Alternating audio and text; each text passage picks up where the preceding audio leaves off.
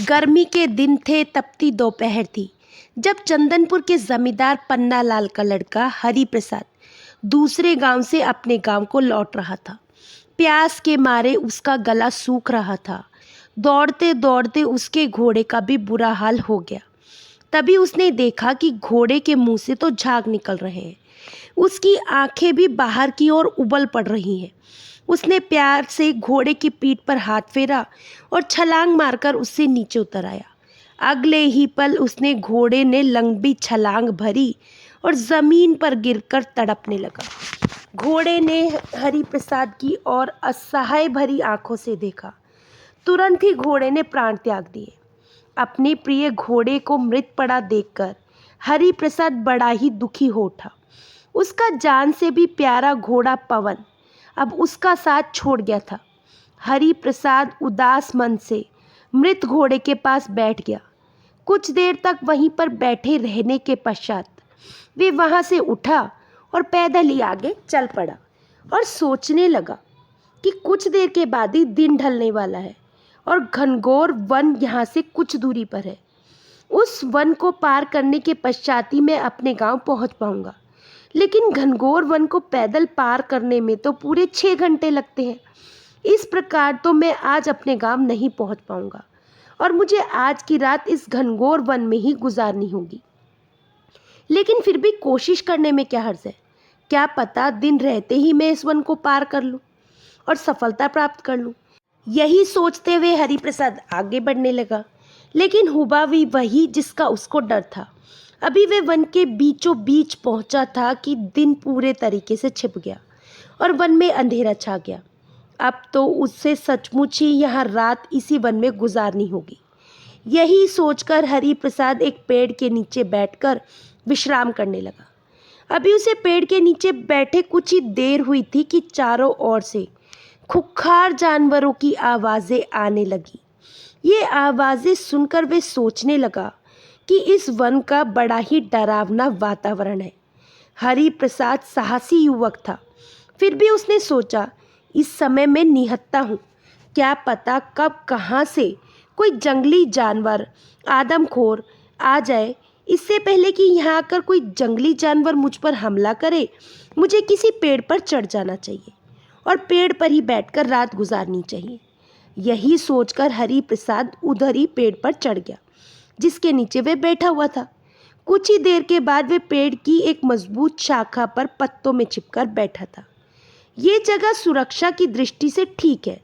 जब आधी रात बीत गई तो बैठे हुए हरिप्रसाद की आंखें नींद से बंद होने लगी। तभी उसने 2 आंखें सामने चमकती हुई नजर आई। वे बुरी तरीके से चौंक पड़ा। अरे, ये सामने मशाल जलाए घोड़ों पर सवार कौन लोग चले आ रहे हैं? हरिप्रसाद की आंखें खोलकर पूरी तरीके से सजग होकर बैठ गया और अपनी ओर आते हुए घुड़सवारों की ओर देखने लगा। घुड़सवार उसी पेड़ के नीचे आकर रुक गए जिस पेड़ की शाखा पर हरिप्रसाद बैठा था। दरअसल वे घुड़सवार डाकू थे। डाकुओं का सरदार कहने लगा, साथियों, इसी पेड़ के नीचे रुककर हम आज लूट का माल का बंटवारा करेंगे। दूसरी ओर पेड़ के ऊपर बैठा हुआ हरिप्रसाद उन लोगों की बातचीत सुनकर पूरी तरीके से डर गया था और सोचने लगा कि ये तो लुटेरे डाकू हैं। डाकुओं के सरदार ने लूट के माल को सभी में बराबर हिस्सों में बांट दिया। अपना अपना हिस्सा सभी डाकुओं ने अपने पास रख लिया। तत्पश्चात उनके सरदार ने उनसे कहा, साथियों, अब हमें कल की योजना बनानी है। कल हमें किसी के यहाँ डाका डालना है, इस बात पर विचार करना है। सरदार की बात सुनकर सभी डाकू उत्सुकता से उसकी ओर देखने लगे। तब सरदार ने आगे कहा, हमें पता चला है कि सूरजपुर गांव के जमींदार हरिभजन सिंह की बेटी चंद्रप्रभा की बारात आने वाली है। पता चला है कि जमींदार हरिभजन सिंह अपनी बेटी के विवाह में दिल खोलकर दान दहेज देने वाला है। तो सरदार, क्यों ना कल जमींदार हरिभजन सिंह के यहाँ ही डाका डाला जाए? हम भी यही सोच रहे हैं। जब बारात विदा होकर वधू की डोली लेकर गांव के बाहर पहुंचेगी, तभी हम बारात पर धावा बोल देंगे और सारे धन दौलत को लूटकर चंपत हो जाएंगे। तभी एक साथी बोला, विचार तो अच्छा है सरदार, परंतु बारात का मामला है, उसे लूटते समय कहीं हम फंस ना जाए। विक्रम, तुम डाकू जग्गा के सामने खड़े हो। जग्गा कायरता भरी बातें बिल्कुल पसंद नहीं करता। इसमें इतनी हिम्मत है जो हमसे मुकाबला करे। सरदार की बातें सुनकर विक्रम डाकू चुप हो गया। इधर पेड़ की शाखा पर बैठा हरि प्रसाद सोच रहा था, खुखार डाकू जग्गा का ग्रोह है। कल ये सूरजपुर की जमींदार की पुत्री की बारात को लूटने वाले हैं, लेकिन मैं ऐसा नहीं होने दूंगा। चाहे कुछ भी हो जाए, मैं जमींदार की बेटी चंद्रप्रभा पर आंच नहीं आने दूंगा। दूसरी ओर डाकू जग्गा अपने ग्रोह से कह रहा था, तो साथियों, कल जमींदार हरिभजन सिंह की पुत्री की बारात को लूटने की बात पक्की रही। सभी डाकू साथी एक स्वर में बोल पड़े, जी सरदार, हमें आपकी ये योजना मंजूर है। तो सरदार बोला, चलो सुबह होने से पहले ही हमें अपने अड्डे पर पहुंचना है। सरदार का आदेश पाकर सभी डाकू वहां से चल पड़े। सुबह होने तक हरिप्रसाद उसी पेड़ पर बैठा रहा। सुबह होने पर वे पेड़ से उतरा और अपने गांव की ओर चल पड़ा। वह सोच रहा था कि गांव पहुंचकर सबसे पहले मैं जग्गा डाकू के ग्रोह से भिड़ने की तैयारी करूंगा। कुछ ही देर में वह अपने गांव जा पहुंचा। उसे पैदल आता देखकर उसके पिता जमींदार पन्नालाल कहने लगे, हरिप्रसाद, रात भर तुम कहाँ पर रहे? तुम्हारा घोड़ा कहाँ है? तब हरिप्रसाद ने उन्हें घोड़े की मृत्यु की सूचना देते हुए डाकुओं के ग्रोह की बात भी विस्तार पूर्वक बतला दी। हरिप्रसाद से सारी बातें जानकर जमींदार पन्नालाल भी चिंतित हो उठे और कहने लगे, बेटा, अब तुम क्या करोगे? तब हरिप्रसाद कहने लगा, पिताजी, करना क्या है? आज मैं 200 लठैत लेकर चांदपुर गांव के हरिभजन सिंह के यहाँ पर जाऊंगा और आई हुई बारात को डाकुओं से बचाऊंगा। ऐसा अनर्थ नहीं करना बेटा। तुम तो जानते हो कि हम अपने 2 बेटों को पहले ही खो चुके हैं और तुम एकमात्र पुत्र बचे हो। तुम्हें हम मौत के मुंह में नहीं जाने देंगे। तब हरिप्रसाद कहने लगा, पिताजी, मुझे कुछ भी नहीं होगा जब तक आपका आशीर्वाद मेरे साथ है। मेरा कोई बाल भी बांका नहीं कर सकता। हरिप्रसाद ने जिद करके पन्नालाल को अपनी बातों से सहमत कर लिया। उसी समय हरिप्रसाद अपने साथ लठैत को बुलाया और कहने लगा, सबको आज मेरे साथ सूरजपुर गांव चलना है। वहां के लोगों के लिए तुम लोगों की परीक्षा की घड़ी है। एक नेक कार्य के लिए तुम्हें मेरे साथ डाकुओं से भिड़ना होगा। उनमें से एक लठैत ने कहा, छोटे ठाकुर, हमारी बाहें भी बहुत दिनों से किसी से भिड़ने के लिए फड़फड़ा रही हैं। आप देखना हम लोग किस तरह डाकुओं से उनको छुड़ाते हैं। लठैतों को तैयार करके हरिप्रसाद उन्हें साथ लेकर सूरजपुर गांव की ओर चल पड़ा। दोपहर होते होते वे सब सूरजपुर गांव के पास पहुंच गए। तब हरिप्रसाद ने लठैतों से बोला, चांदपुर गांव में प्रवेश करने का यही एकमात्र रास्ता है। डाकू इसी रास्ते से गांव में प्रवेश कर सकते हैं, इसलिए तुम आधे लोग यहीं पर छिपकर मोर्चा संभाल लो और आधों को मैं अपने साथ गांव ले जाऊंगा। एक लठैत कहने लगा, छोटे ठाकुर, आप तो ठीक ही कह रहे हैं। डाकू बारात पर तब धावा बोलेंगे जब बारात डोली के साथ विदा होकर गांव से बाहर चलेगी। तब अभी से हम यहाँ छिपकर मोर्चा संभालने से क्या फ़ायदा? बारात के विदा होने से पहले ही हम लोग यहाँ आकर मोर्चा संभाल लेंगे। हरिप्रसाद कहने लगा, दुश्मन से हमेशा सावधान रहना ही चाहिए। क्या पता अपने अड्डे पर पहुंचकर डाकू जग्गा या उसके गिरोह ने कोई योजना में परिवर्तन कर दिया हो। इसीलिए हमें इस समय सावधान रहना होगा। मैं जैसा कहता हूँ तुम वैसा ही करो। याद रखो, हमें बारात को सुरक्षित उनके गंतव्य स्थान पर पहुँचाना है। तब हरिप्रसाद की बात मानकर आधे लठैत वहीं झाड़ियों के पीछे छिपकर बैठ गए और आधे लठैत हरिप्रसाद के साथ गांव की ओर चल पड़े। हरिप्रसाद हरिभजन सिंह की हवेली के पास जा पहुंचा। वहां पहुंचकर वे लठैतों से बोला, अपनी लाठियों को छुपाकर तुम्हें हवेली के बाहर ही खड़े होकर विवाह में आते जाते लोगों पर नजर रखनी है। उन्हें हवेली के बाहर छोड़कर हरिप्रसाद हवेली में पहुंच गया। जमींदार हरिभजन सिंह उसे पहचानते थे, इसलिए उसे देखते ही उल्लासपूर्वक बोले, आओ बेटा हरि, आओ, तुम बहुत ही अच्छे मौके पर आए हो। आज हमारी बिटिया की शादी है। ठाकुर साहब, हमें आपसे शिकायत है, आपने विवाह का निमंत्रण पत्र हमारे यहाँ नहीं भिजवाया। तब ठाकुर बोला, बेटा, इस बात का मुझे बहुत ही खेद है। इस गलती के लिए क्षमा करो और गिले शिकवे सब भूलकर अपनी बहन के विवाह कार्य में हाथ बटाओ। हरि प्रसाद दौड़ दौड़कर विवाह कार्य में हाथ बटाने लगा। बारात निश्चित समय पर आई और सारा विवाह का कार्य संपन्न हो गया। हरि प्रसाद सोचने लगा, विवाह कार्य में अभी तक तो कोई अड़चन नहीं आई। लगता है जग्गा डाकू अपनी पूर्व योजना के अनुसार ही लौटती बारात पर धावा बोलेगा। विवाह के पश्चात लोगों ने आंसू भरी आंखों से चंद्रप्रभा की डोली विदा कर दी। हरि सोचने लगा, अब मुझे भी हवेली के बाहर तैनात लठैतों को साथ लेकर बारात के साथ साथ चलना चाहिए। न जाने कब जग्गा डाकू का ग्रोह बारात पर धावा बोल दे। हरि प्रसाद तुरंत लठैतों को साथ लेकर बारात के पीछे पीछे चलने लगा। बारात के साथ चलते चलते हरि प्रसाद उसी स्थान पर जा पहुंचा जहाँ उसके बाकी लठैत छुपे हुए थे। उसने छुपे हुए लठैतों से कहा, आओ तुम लोग भी हमारे साथ चलो। बाकी लठैत भी उन लोगों के साथ चलने लगे। बारात अभी कुछ ही दूर पहुंची थी कि गरजता हुआ जग्गा डाकू वहां पर आ पहुंचा। जग्गा डाकू गरज कर बोला, जो जहां पर है वहीं पर रुक जाओ, वरना जग्गा डाकू के ग्रोह के हाथों मौत के घाट उतार दिए जाओगे। जग्गा डाकू का नाम सुनकर बारातियों में बह की लहर दौड़ गई। तब जग्गा ने आगे कहा, अगर सब लोग अपनी जान की खैरियत चाहते हो तो अपना सारा कीमती सामान हमारे हवाले कर दो।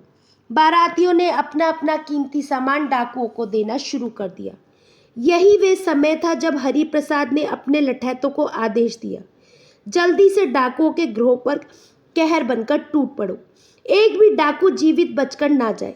हरि प्रसाद के आदेश देने की देरी थी कि सारे लठैत लाठियां लेकर डाकू दल पर टूट पड़े। लठैतों के वार से डाकू घायल होकर जमीन पर गिरने लगे। अपने साथियों की ये हालत को देखकर जग्गा डाकू चौंक गया और सोचने लगा, लठैत कहाँ से आ पहुँचे, इन्होंने तो आकर हमारा पासा ही पलट दिया।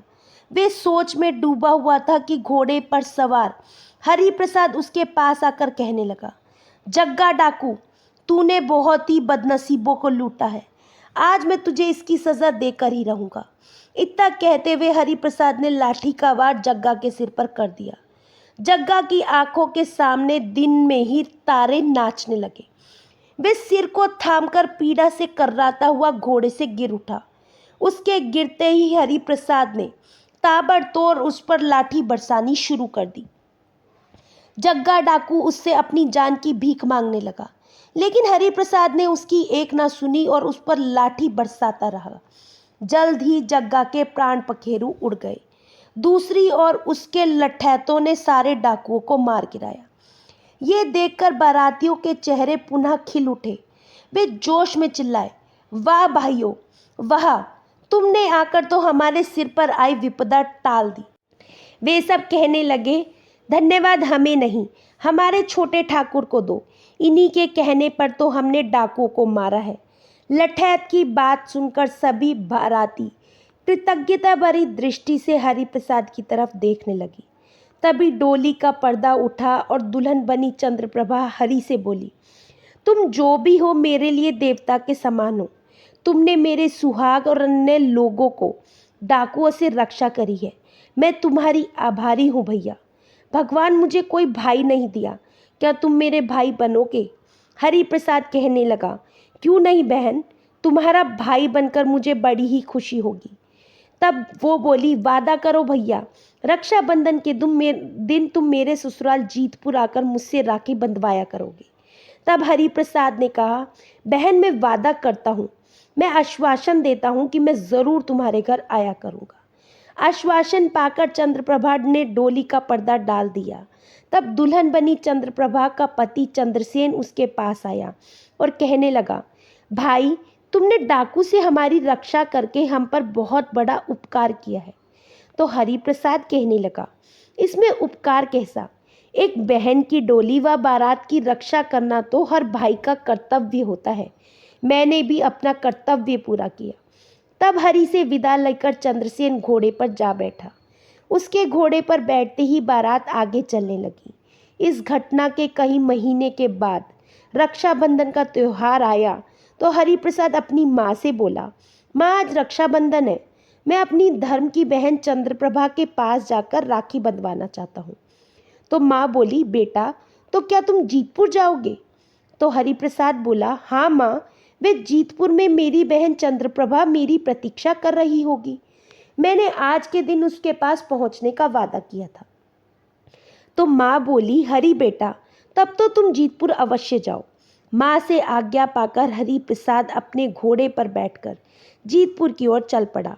दूसरी ओर जीतपुर में चंद्रप्रभा सोच रही थी, दोपहर का समय हो चुका है, हरि भैया राखी बंधवाने अभी तक नहीं आए। पता नहीं उन्हें अपना किया हुआ वादा याद भी है या नहीं। वे हरिप्रसाद की प्रतीक्षा में खड़ी सोच रही थी कि तभी वहां पर उसकी सास रुक्मणी कहने लगी, ये क्या बहू, तुम चरखा छोड़कर खड़ी हो गई। मैंने तुमसे सूत काटने को कहा था, लेकिन तुमने मेरी बात पर अमल नहीं किया। तब चंद्रप्रभा बोली, माँ जी मुझसे भूल हो गई, क्षमा करना। इतना कहकर चंद्रप्रभा चरखे पर सूत काटने लगी। अंदर हवेली में रुक्मणी के पति ठाकुर दीवान सिंह ने उससे कहा, रुक्मणी, हम इतने धनी हैं, फिर भी तुम बहू चंद्रप्रभा से सूत कतवाती हो, चक्के से अनाज पिसवाती हो। क्या करती हो तुम? बहू के साथ इतना अन्याय क्यों करती हो? तब चंद्रप्रभा की सास रुक्मणी बोली, स्वामी, बहू से इस प्रकार काम करवाने से मेरा उस पर दबदबा बना रहेगा। रुक्मणी की बात सुनकर उसका ससुर आग बबूला होता हुआ बोला, तुम उसके साथ अन्याय कर रही हो। लेकिन रुक्मणी कहाँ किसी की सुनने वाली थी। वे अपने पति से बोली, चुप रहो आप, मुझे क्या करना है और क्या नहीं मुझे भली भांति ज्ञान है। दूसरी ओर हरिप्रसाद अपनी ही धुन में जीतपुर गांव की ओर बढ़ता चला आ रहा था और सोच रहा था कि बहन चंद्रप्रभा मुझे देखकर बहुत ही खुश होगी। दिन ढलने पर जब चंद्रप्रभा के ससुराल पहुंचा तो उसने देखा कि चंद्रप्रभा चरखा काट रही थी।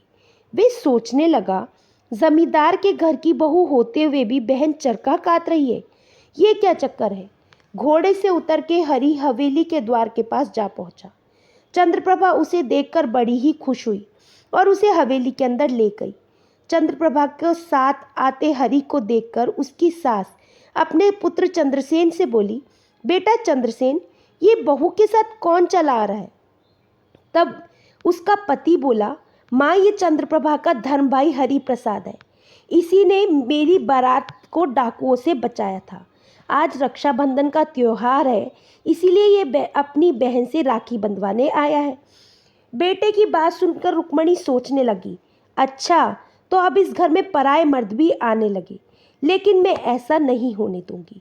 मैं कोई ऐसी चाल चलूंगी कि चंद्रप्रभा का धर्म भाई इस दुनिया से ही कूच कर जाए, तब ना रहेगा बांस और ना बजेगी बांसुरी। दूसरी ओर अपने कमरे में ले जाकर चंद्रप्रभा ने हरिप्रसाद के माथे पर तिलक लगाया, उसके हाथों में राखी बांधी।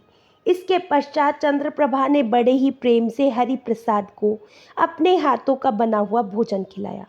दूसरी ओर उसकी सास जहर की पुड़िया लेकर उसके कक्ष में पहुंच गई, जहां पर चक्की व गेहूं रखे हुए थे, और सोचने लगी, यदि मैं इस जहर को गेहूं में मिला देती हूँ तो सुबह मुई अंधेरे जब चंद्रप्रभा अपने भाई के लिए भोजन बनाने के लिए चक्की से गेहूं पीसेगी तो इन्हीं गेहूं को पीसेगी।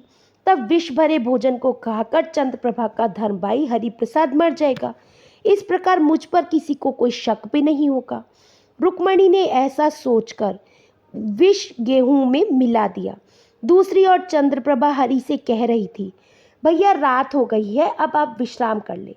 चंद्रप्रभा ने हरि के लिए चारपाई बिछा दी। तब हरिप्रसाद चारपाई पर लेटकर सो गया। सुबह होते ही चंद्रप्रभा अंधेरे ही उठी और आटा पीसने लगी। उसी आटे से उसने हरि के लिए भोजन तैयार किया। भोजन तैयार होने पर वे हरि से बोली, भैया भोजन कर लो। तो हरि बोला, बहन मुझे बिल्कुल भी भूख नहीं है, तुम ऐसा करो भोजन पोटली में बांध कर दे दो।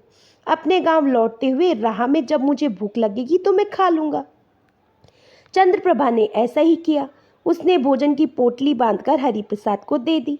तब हरिप्रसाद ने उससे विदा ली और घोड़े पर चढ़कर अपने गांव चंदनपुर की ओर चल पड़ा। जब हरि उसकी आंखों से ओझल हो गया तो वे हवेली में वापस लौट आई। जब वे अपनी सास रुक्मणी के कक्ष के बाहर से गुजरी तो उसके कानों में उसकी सास का स्वर सुनाई पड़ा। वे अपने बेटे चंद्रसेन से कह रही थी, बेटा अब तेरा साला हरिप्रसाद यहाँ कभी नहीं आएगा। तो बेटे ने पूछा, क्यों माँ, तुमने यहाँ आने के लिए उसे मना कर दिया क्या? तो रुक्मणी बोली, नहीं, मैंने ऐसी चाल चली है जिसके फलस्वरूप हरिप्रसाद जल्द ही मर जाएगा। तो उसका बेटा बोला, माँ ऐसा तुमने क्यों किया? चंद्रप्रभा ने जिस आटे का भोजन हरिप्रसाद को बना कर दिया है उसमें विष मिला हुआ है। उस आटे से बने भोजन के खाते ही हरिप्रसाद तत्काल ही मर जाएगा। तो चंद्रप्रभा का पति बोला, माँ आपने ऐसी घिनौनी चाल क्यों चली? माँ भला बेचारे हरिप्रसाद ने तुम्हारा क्या बिगाड़ा था? इतना कहकर चंद्रसेन क्रोधित होकर माँ को देखने लगा। दूसरी ओर कक्ष के बाहर खड़ी चंद्रप्रभा की हालत माँ की ये बात सुनकर खराब हो गई थी।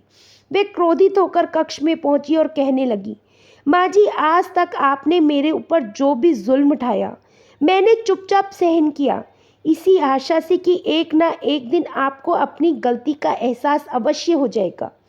लेकिन मैं गलत थी, आप कभी भी नहीं सुधर सकती और आज तो आपने जुल्म की हद ही कर दी। मेरे निर्दोष भाई के खाने में जहर मिलाकर आपने अच्छा नहीं किया। माँ जी भगवान आपको आपकी करनी का फल अवश्य देगा। रुक्मणी कहती है, अच्छा तो तुमने हमारी सारी बातें सुन ली? तो चंद्रप्रभा कहती है, हाँ माँ, मैंने सारी बातें सुन ली और मैं आपकी कुनीतियों से तंग आकर मैं ये घर छोड़कर जा रही हूँ और अब मैं इस घर में तभी प्रवेश करूँगी जब आपको अपनी गलती का एहसास हो जाए। तो रुक्मणी कहने लगी, जा बहू, तुझे रोकता कौन है? चंद्रप्रभा को इस तरह से घर छोड़कर जाते हुए देखकर चंद्रसेन दौड़ा दौड़ा उसके पास पहुंचा और कहने लगा, चंद्रप्रभा घर से जाने का पागलपन मत करो। मैं मानता हूँ कि माँ ने गलती की है, लेकिन इसका मतलब ये तो नहीं है कि तुम घर छोड़कर चले जाओ। तो चंद्रप्रभा कहने लगी, स्वामी आप कायर है जो आज तक अपनी पत्नी पर होते हुए जुल्मों को चुपचाप देखते रहे। माँ जी के साथ साथ आप भी दोषी हैं। यही कहकर चंद्रप्रभा तेजी से हवेली की बाहर की ओर चल पड़ी। चंद्रसेन उसे रोकने का साहस नहीं कर पाया।